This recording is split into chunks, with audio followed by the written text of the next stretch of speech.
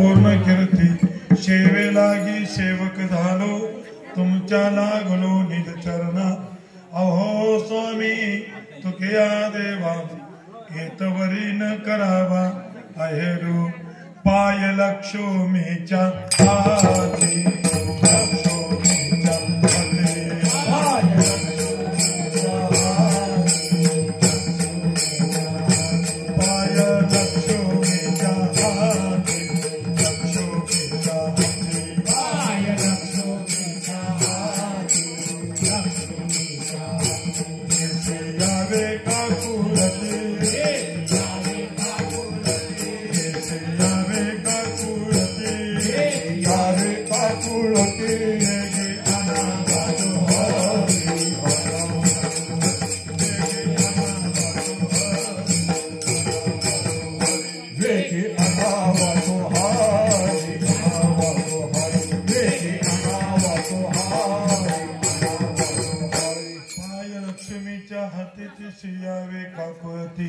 वेगे अनावतो हरे मददिनाते उद्धरी सर्व मंगल मांगल्ये शिवे सर्वार्थ साधिके शरण्ये त्र्यंबके गौरी नारायणी नमोस्तुते।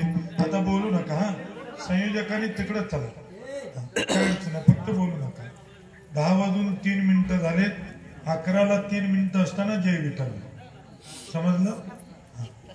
त्यामुळे ऐका, 54 मिनिटाच्या कीर्तनात आता कुणी बोलू नका। अमरांना नियोजनाचं तिकडे करा, मारुतीयांना चला तिकडे, चला चला। नंतर ए महेश, आता नाही कीर्तनात, मला डिस्टर्ब करताय तुम्ही, चला चला तिकडे घरात बसा। असीम कृपेद्वारे साधू संतांच्या कृपा आशीर्वादाने, आई जगदंबा दुर्गा माताच्या कृपा आशीर्वादाने चालत असणाऱ्या आजच्या या मंदिर वास्तुशांतीच्या निमित्ताचं कीर्तन आहे। आणि हे कीर्तन रूपी सेवेकरता घेतलेला अभंग जगतवंद्य जगतमान्य श्रीमान श्री देहू निवासी तुकोबरे यांच्या अभंगातील तुकोबरे आपल्या जीवनामध्ये देवाकडे मागणी करतात। कोणती मागणी करतात? देवा, मला माझ्या घरामध्ये तुला जर काय करायचं असेल तर एक काम कर म्हणतात, वसवावे घर। माझं जे घर आहे ते वसव म्हणतात। वसवावे घर, देवे बरे निरंतर। अभंगाचा लक्ष देऊन भाव ऐका।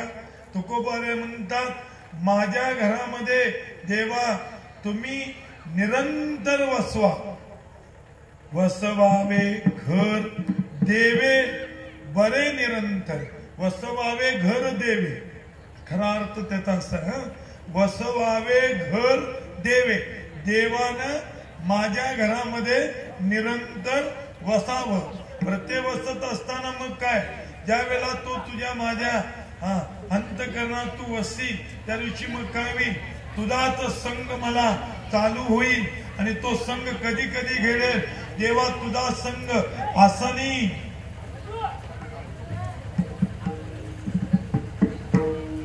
जेवणाचा उद्देश बस का, बस ओके। आता 2 मिनिटं ट्रॅक्टर तिथंच थांबव, कीर्तन झालं की सगळी मिळून उतरूया। राहण्याकरता जेवढी धडपड आहे तेवढी कीर्तनाकरता असली तर बस बस बस, त्याची गरज आहे, पण आता थांबवा तिथंच। वसवावे घर, देवे बरे निरंतर। देवा, माझं घर निरंतर वसव। आणि एकदा का तू या घरामध्ये निरंतर बसला की मग काय होईल, तुझा संग मला घडेल। कधी कधी आसनी म्हणजे जिथं बसतोय त्या ठिकाणी, शयनी झोपेत असताना सुद्धा, आसनी शयनी घडे भोजनी, भोजन करताना तुझाच संग घडेल। अजून कशाच्या वेळेला, गमनी म्हणजे मी ज्या वेळेला हाल चाल करतो त्यावेळेला तुझाच संग घडेल। ठीक आहे, तुकोबरे देवाला या घरात वसवावं म्हणताय, देवाला घरात वसवलं निरंतर तर त्यावेळेला संग घडेल। आसनाचा, शयनाचा, भोजनाच्या वेळेला, गमनाच्या वेळेला तुझा संग घडेल। त्यानं प्राप्त काय होईल, त्यावेळेला जे मन संकल्प करत, विकल्प करत, ते सगळं मावून जाईल, संकल्प विकल्प मावळोनी पुण्य पाप. संकल्प मावळतो, विकल्प मावळतो, पुण्य मावळतो आणि पाप ही मावळतो. मावळतो शब्द सगळीकडे लावायचा. ऐका, काय काय मावळत? संकल्प मावळतो, विकल्प मावळतो, अजून काय? पुण्य मावळत आणि पाप मावळत. मग संकल्प मावळून गेला, विकल्प मावळून गेला, पाप मावळून गेलं, पुण्य मावळून गेलं, तर जो जो काय जो तुझ्या संगतीत राहील तो काय कसा होईल? तुका म्हणे काय अवघा गोविंदी सुखाय. आणि भगवंताच्या नामचिंतनात घातलेला जो काय आहे तो सुखाचा होईल. त्याकरता फक्त तुझा संग मला आसनात घडू देत, शयनात घडू देत, भोजनाच्या वेळेला घडू देत आणि गमनाच्या वेळेला घडू देत. अभंगाचा सरळ सोपा सुटसुटीत भाव. हलकर्णीत कीर्तनात अभंग हाच, वरगावला कीर्तनात अभंगात हाच, हलकर्णीत महादेवात हाच आणि दुर्गा मातेत सुद्धा हाच. याचा अर्थ अभंग दुसरा घेताच येत नाही. आज अभंग दुसरा घेताच येत नाही. का घेता येतोय? निरंजनी आम्ही बांधिले घर वसवावे घर. कारण अजून देव बसला आणि बसला असता तर देव मग उभारीला हात जगी जाणविली. देव बैसले, अजून देव बसला नाही. आम्हाला देव वसवायचा आहे. आता त्या मंदिरात देव बसवण्याकरता हे मंदिर निमित्त आहे. कोणत्या मंदिराचं निमित्त आहे हे पाहायचं आहे. अभंगाचा सरळ सोपा भाव झालाय. अभंगाची एकूण पर्शपीठिका ऐका, लक्ष देऊन ऐका.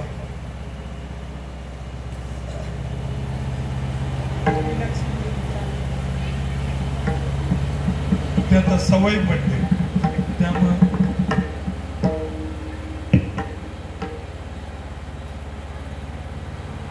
मला ते चालूच करता येत नाही. ते सगळं संपलं. खागं पडलं ना की शेतकऱ्याची गोते कशी होतात माहिती आहे ना. खागं पडलेल्या शेतात पाणी राहत नाही डंग वाढल्याशिवाय. आणि कापायला गेलं की मग चिंबाशिवाय दुसरं. म्हणून शेतकऱ्यानं जातीहून तर शेतकऱ्यांना आधी बांध बांधून घ्यायचे. बांध बांधून जातीहून शेतकऱ्यानं घेतला. तसं व्यासपीठावर उभं राहणाऱ्या कीर्तनकारांना आधी बांध बांधून घ्यायचे. बांध बांधणे म्हणजे समजलं ना. शांतता निर्माण झाली की मग मानता येतो थोडंफार. ऐका, लक्ष ऐका.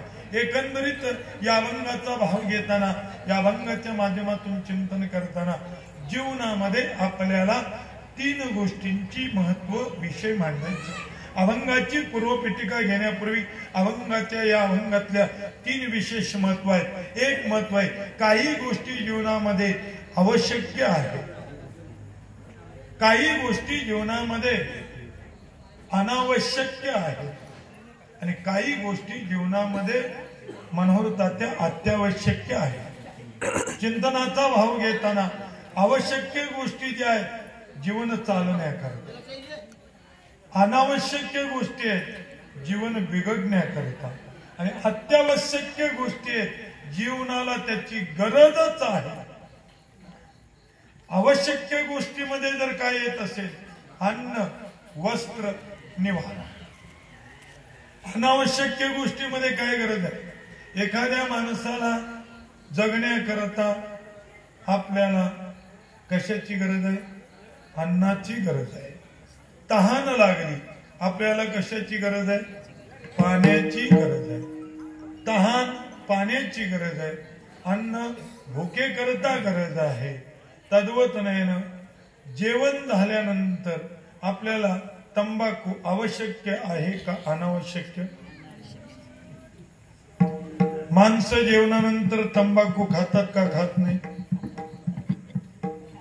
आवश्यक गोष्टीला ऐका ऐका लक्ष देऊन, आवश्यक गोष्टीला अनावश्यक महत्व दिलं का अनावश्यक गोष्टीला आवश्यक महत्व दिलं? अनावश्यक गोष्टीला आवश्यकता मानून जीवन जगायला लागलो. अन्न वस्त्र निवारा या आवश्यकतेच्या गोष्टी आहेत. तंबाखू, दारू, बिडी, मटका, गुटखा आवश्यक नसून अनावश्यक आहेत. अजून माणूस अन्नापासून किती दिवस जगू शकतो? संभाजी अण्णा किती दिवस? ऐकण्यात आहे 21 दिवस. 21 दिवस अन्न नसलं तर माणूस जगू शकतो. माणूस पाण्या वाचून किती दिवस जगू शकतो? काही दिवस जगू शकतो. 21 नाही जगू शकत, पण पाणीच जरी मिळालं नाही तरी काही दिवस जगू शकतो. पण आता सांगतोय का, माणूस हवा नसेल किती दिवस जगू शकेल? किती दिवस? दिवस दिवस. अन्न नसेल 1 महिना जगू शकेल. पाणी नसेल काही दिवस जगू शकेल. पण माणूस हवेशिवाय जगूच शकत नाही. जसा माणूस हवेशिवाय जगू शकत नाही, म्हणजे अन्न, वस्त्र, निवारा या गोष्टी आवश्यक आहेत. पान, तंबाखू, गुटखा अनावश्यक आहेत आणि हवा ही अत्यावश्यकच आहे. जीवनामध्ये, तुमच्या माझ्या जीवनामध्ये अन्न, वस्त्र, निवारा जशी आवश्यकता आहे, तंबाखू, पान वेगळी अनावश्यक आहे. हवा जशी आवश्यक आहे तसं भगवत भक्ताच्या जीवनामध्ये जशी हवा अत्यावश्यक आहे तसं जीवन कृतार्थ होण्याकरता देव आवश्यक नसून, अनावश्यक नसून अत्यावश्यक आहे. कशा पद्धतीनं? जशी एखादी पाण्यातील मासोळी पाण्या व्यतिरिक्त तळमळायला लागते, तद्वत न्यायानं जीवाची कासाविस्ता व्हावी लागते. भगवत भक्ताची तशी अवस्था सुरू झाली की जीवन कृतार्थकडे चाललं असं आपण म्हणू शकतो. तुकोबाराय म्हणतात, ऐका, जीवना वेगळी मासोळी. जीवना वेगळी म्हणजे पाण्यापासून बाहेर काढणारी मासोळी जशी तळमळते तशी भगवत भक्तीपासून विसर झाला, दूर झाला की जो भक्त अंतरंगामध्ये सतत तळमळतो ना, त्या भक्ताला जीवन कृतार्थतेची वाट कळते. ती वाट कळण्याकरता 3 गोष्टींची अत्यावश्यक गरज आहे. एक गरज आहे पूर्व सुकृताचा, 2 गरज आहे पूर्व अभ्यासाचा, आणि 3री गोष्ट आहे दास सद्गुरूचा व्हावं लागतं. सुकृत नसेल देव आवडत नाही.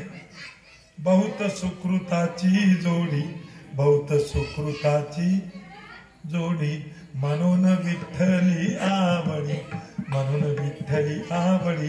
देव आवडण्याकरता सुकृत लागतं. देव आवडण्याकरता अजून काय लागतं? अभ्यास लागतो. अभ्यासाचे निभये एक गतीची अंतराये, व्याघ्र सर्प प्रांजय केले एकी, ही अभ्यासाची ताकद. आणि देव करण्याकरता गरज कशाची असेल?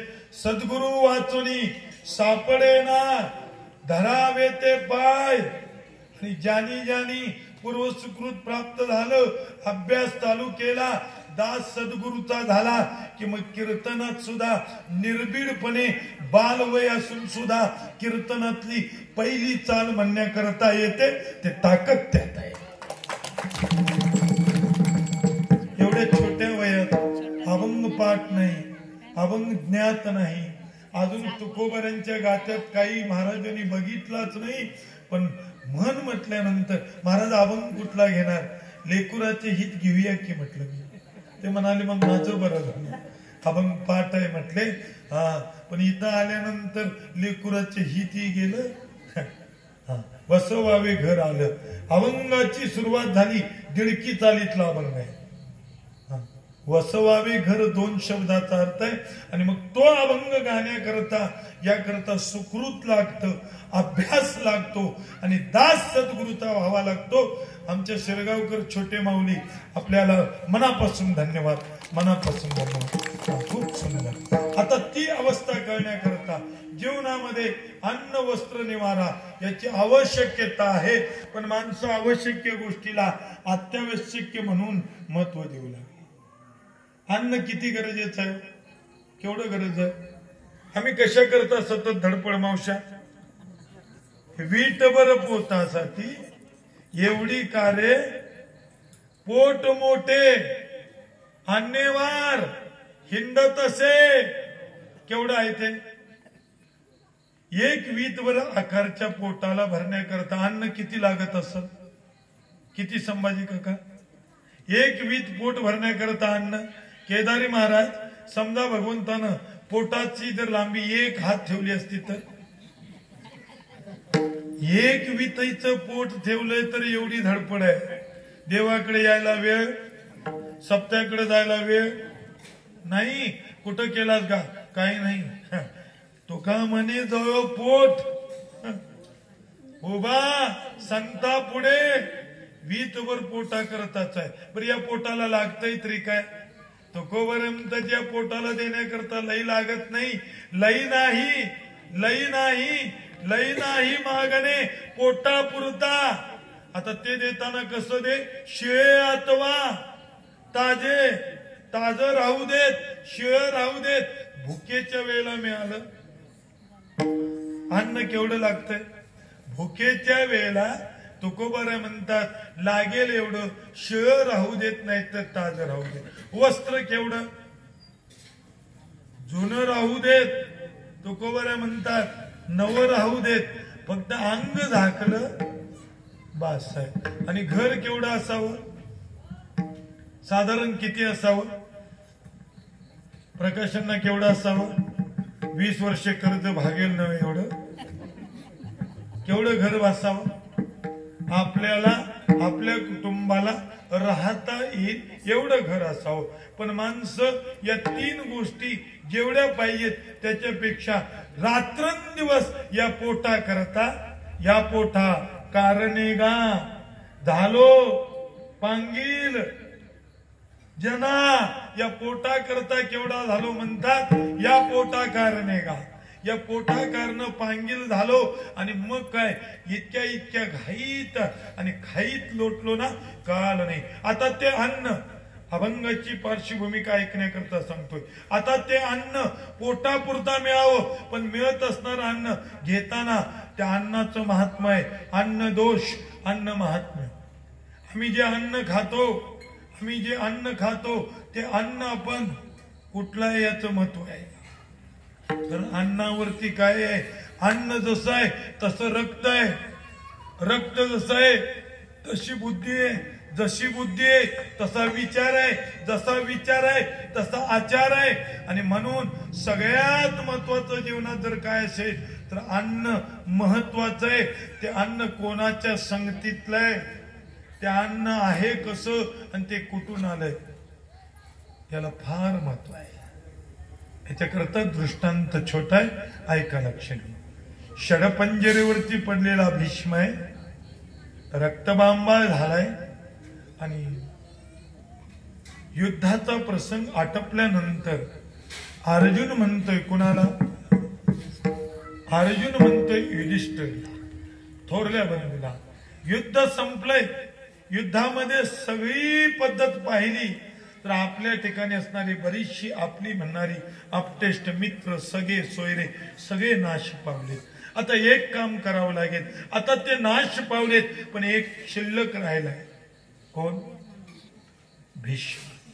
मग काय करूया, आपल्याकडे जिवंत राहिलाय, भेटायची इच्छा आहे, मग त्याला भेटलेलं बरं. अर्जुनानं केलेला मानस मनी मानसी विचार घेऊन दुर्युतो युधिष्ठिर नकार नाही देता होकार देतो. दिलाला होकारा पद्धतीनं सगळी निघतात. द्रौपदी विचारू लागते, मला अन्न दोष अन्न महात्मा सांगायचे. विचारते द्रौपदी, येऊ मी. अर्जुन म्हणतो काय अडचण आहे, आम्ही चाललोय, दर्शन आहे घ्यायचं भीष्मांचं, आणि ते भीष्मांचं दर्शन करता तू येतो म्हटलीस तर चल. निघाले सगळे. षडपंजरेवरती पडलेला भीष्म आहे, इच्छा मरण असून सुद्धा कणत कुळत विवळत पडलेला आहे, बाण लागलेत आणि बाणीच्या शय्येवरती पडलेला भीष्म आहे. जवळ गेले, अर्जुन गेलाय, पाहिलंय आणि अर्जुनानं त्या भीष्मांच्या पायाला हात लावला. पायाला हात लावल्याबरोबर जाणीव झाली सामान्य कुणाचे हात नाही, लागलेले हात कुणाचे नाही. स्पर्श तत्व झाल्याबरोबर सहज मिलमिलते डोळे उघडले. पाहतोय तर काय समोर राजस सुकुमार दिसणारा फक्त अर्जुन आहे. अर्जुनाला पाहिलं, भीष्म विचारतोय, अर्जुना आलास, दर्शन घेतलास, बरं झालं. हात वर केला आणि अर्जुनाला सांगतोय, आता एक काम कर, युद्ध संपलंय, युद्धात विजय मिळवलास. ऐका ऐका, इकडं ऐका, इकडं ऐका, इकडं ऐका, थोडं ऐका पण इकडं ऐका. युद्धाच्या प्रसंगात अटीतटीच्या लढाईमध्ये विजय तुमचा झालाय. आता एकच इच्छा आहे, आता तुम्ही युद्धात जिंकलाय, जिंकलेल्या युद्धात तुम्ही फक्त उतू नका, मातू नका, फक्त एकच करा, नीतीनं धर्मानं राज्य करा. कोण म्हणतोय? भीष्म म्हणतो अर्जुनाला. अर्जुन मान डोलावतोय, होय बरोबर आहे तुमचं गुरुजी, ठीक आहे, नीतीनं धर्मानं वागेल म्हटल्यानंतर पाठीमाग उभं राहिलेली द्रौपदी ती स्मित हास्य करून हसायला. हसणाऱ्या द्रौपदीकडं अर्जुनानं पाहिलं आणि राग तळपायाची मस्तकात गेली. कारण गुरूंच्या समोर स्त्रीनं आपल्या जाणत्या माणसांच्या समोर आपले दात आणि केस दाखवणे ही भारतीय संस्कृती आहे. अर्जुन पाहतोय द्रौपदीकडं, द्रौपदीला डोळे टवकारतोय, विचारतोय का हसलीस? अर्जुनाला सांगते काही नाही. भीष्म समोरून पाहतोय, भीष्म म्हणतोय, अर्जुना काहीतरी कारण असेल म्हणून हसते. अर्जुनाला सांगितल्यानंतर अर्जुन म्हणतोय, ही हसायची जागा नाही, ही गुरूंच्या दर्शनाची जागा आहे आणि गुरूंच्या दर्शनाला आल्यानंतर द्रौपदीचं हसणं उचित नाही, थांबवावं लागेल. विचारतोय गंगापुत्र भीष्म, काहीतरी कारण असेल. द्रौपदी हसलीशीच कारण करू देत. द्रौपदी म्हणते काही नाही. मग हसलीस का? हसायला आलं म्हणून हसतोय. काय हसायचं कारण आहे? काही नाही. आज अर्जुनाला तुम्ही आशीर्वाद देताय, धर्मानं वाग, नीतीनं वाग, युद्ध झाल्यानंतर उतू नको, मातू नको, धर्मानं आणि नीतीनं वाग म्हणून सांगायचा अधिकार तुम्हाला काय? कोण म्हणते? द्रौपदी बोलते. अण्णा ऐका, द्रौपदी सांगते, नीतीनं धर्मानं वाघ म्हणायचा अधिकार तुम्हाला नाही आणि तुम्ही बोलू शकत नाही. कारण का? हसलं याचं कारण आहे, तुम्हाला आज धर्म आणि नीती कशी काही सुचली. ज्या वेळेला भर सभेत दुर्योधन एका बाजूला होता, दुशासन दुसऱ्या बाजूला होता, तुम्ही समोर बसला होता, तुमच्याकडे रजस्वलीत असणारी स्त्री द्रौपदी दोन्ही हात जोडून याचिका करून विनंती करत होती. माय बापासारखी तळमळ करून तुम्ही पदरात घ्या म्हणून सांगत होती. तुम्ही जर एक शब्द दुर्योधनाला, एक शब्द दुशासनाला बोलला असता, फक्त हे दुशासना हे करतो ते चुकीचं आहे, थांबव म्हटलं असताना दुशासन थांबला असता, दुर्योधन थांबला असता.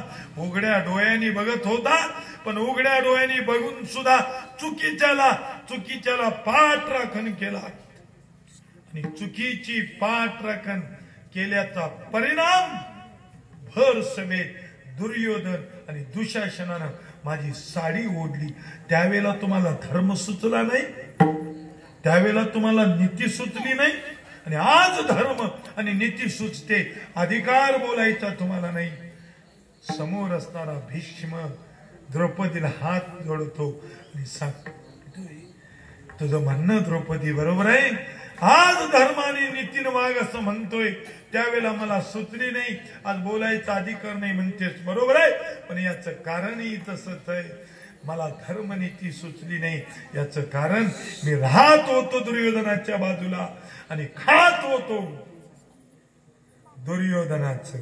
आणि दुर्योधनाचं खात असल्यामुळे दुर्योधनाचे जशी खाण्याची जे वस्तू होती, अन्न होतं, त्या अन्नाचा दोष माझ्यात लागला आणि त्याचा परिणाम मला भर सभेत तुला ओढत असताना सुद्धा या डोळ्याने पाहून माझ्याकडे ते विचार सुचले नाहीत. मग आज कसं काय धर्म सुचला, आज कशी काय नीती सुचली?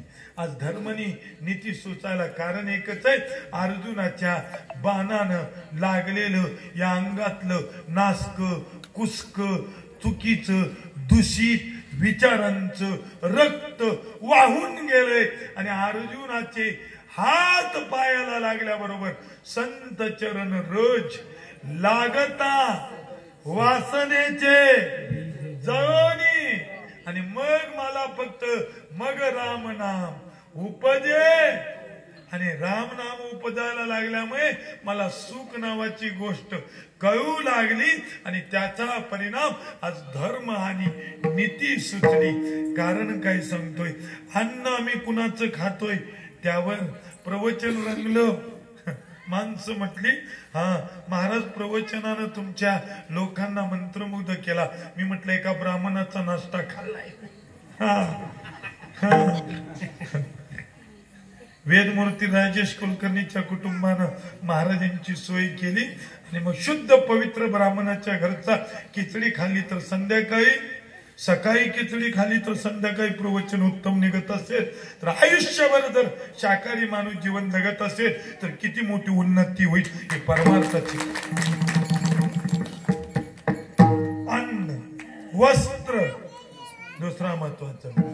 किती वस्त्र अत्यावश्यक गोष्ट आहे, अनावश्यक आहे का आवश्यक आहे? वस्त्र आवश्यक आहे पण आवश्यकतेला आम्ही अनावश्यक केलं. मी कालही बोललो, बऱ्याच दिवशी बोलवतो, अंगावरती कपडे लेवायला नसणे. जुन्या लोकांची विचार परिस्थिती, माणसाला कपडे नसायचे. 8 दिवसाला एक शर्ट, शनिवारी शाळेचं काढायचं धुवायचं, रविवारी वाळवायचं आणि सोमवारी पुन्हा घालायचं. कधी कधी त्या शर्टाच्या कॉलर मध्ये धरायचे, सांगायचं कॉलर मध्येच धरायचं हो. आणि मग त्या माता माऊल्या काय करायच्या, तांब्या घ्यायच्या, तांब्या आणि कॉलर वरून फिरवायच्या, कट कट कट कट आवाज यायचा. माहित आहे ना? आमचे आजोबा सांगायचे, हे लेखा वर्षातून 2च शर्ट मिळायची आणि ते आता त्यावेळीची परिस्थिती नाजूक का, मिळत नव्हतं हो. वस्तू मिळत नसल्यामुळे ती वस्तूची अडचण वाटत होती. ऐका ऐका, त्याला म्हणायचं आर्थिक दारिद्र्य. आर्थिक दारिद्र्य कशाला मिळायचं? पैसेच मिळत नव्हते, कपडेच मिळत नव्हते. मांजर पाटाचं ज्याच्याकडे बनियन आलं ना, माणूस गावात भारी म्हणायचे ना केदारप्पा. मांजर पाटाचं बनियन आलं तरी माणसं भारी म्हणायची. त्याला म्हणायचं पैसे नसणे, कपडे देवायला याचं नाव आहे आर्थिक दारिद्र्य. पैसे असून सुद्धा जागोजागी फाटकेलं घालणे कसलं दारिद्र्य? मानसिक दारिद्र्य यांना ते मानसिक दारिद्र्य हो. केस कापायला पैसे नसणे आर्थिक दारिद्र्य आहे आणि जागोजागी कोंबा कट करणे, कोंबा कट मानसिक नाही हो, आर्थिक नाही, मानसिक दारिद्र्य. अन्न वस्त्र निवारा म्हणजे राहण्याचं जी जागा आहे किती असावी? आपल्याला अंगावरती बोजा न होता ज्या घरात झोपतोय त्या घरात 10ला झोपलो तर सकाळी 4 वाजेपर्यंत तरी झोप. माणसाने बंगले मोठे बांधले पण झोप येईलच याची का? तर अंथरुणापेक्षा त्यानं पायापेक्षा अंथरून. परिणाम काय झाला? समोरच्याचं बघून माझं व्हावं म्हणून अण्णा बँकेतनं कर्ज काढून मोठ्या 32 खोलीचं घर बांधलं पण बँक भागत नाही, त्याला झोप लागत. आमचं कसं आहे प्रकाशांना सांगू, लोक झोपेची वाट बघतात, आमची वाट झोप बघते. कधी मिळतं संधी याची बघते. अन्न वस्त्र निवारा या 3 गोष्टी आवश्यक आहेत, अनावश्यक नाही, अत्यावश्यक नाही. पण आवश्यक गोष्टीला अनावश्यक गोष्ट न करता अत्यावश्यक मानून म्हणलं. आता अत्यावश्यक करण्या एकूण 3 घर आहे. ऐका, मला वसवावे घर याकडे यायचंय। एकूण 3 घर आहेत। एक घर आहे दगड विठा माती सिमेंट वस्तू वाळू सगळ्यांनी मिळून बांधलं जातं। एक दगडा मातीच्या विठांचं घर आहे। दुसरं घर आहे ते पंचमहाभूताचं आहे। पृथ्वी आप तेज वायू आकाश या पंचतत्वांचं दुसरं घर आहे। आणि तुकोबारांना ज्या घराची माहिती सांगायची ते तिसरं घर आहे, त्याचं नाव आहे वृत्ती। एक घर आहे दगडा मातीचं बांधलेलं घर एक आहे, दुसरं घर आहे पंचमहाभूतांचं आणि तिसरं घर आहे वृत्तीचं। दगडा मातीचं बांधलेलं घर काही दिवसानंतर नाश पावलं।